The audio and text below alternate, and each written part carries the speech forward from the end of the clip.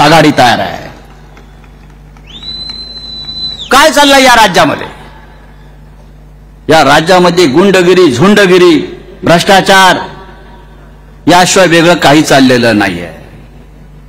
हे राज्य बदनाम झालेलं आहे। महाराष्ट्र राज्य बदनाम झालंय। शिवरायांचं राज्य बदनाम झालंय। या राज्यामध्ये फक्त खोक्याची, पैशाची भाषा चालू आहे।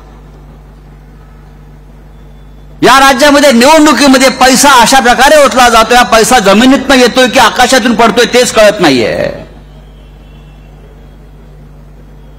आणि त्याच पैशातून आपली मतं विकत घेण्याचा प्रयत्न होतो आहे। पण हा महाराष्ट्र विकला जाणार नाही,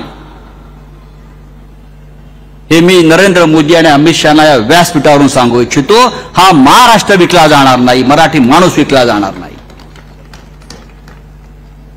आज उद्धव ठाकरे साहेब महाराष्ट्राच्या कानाकोपऱ्यात फिरून आले।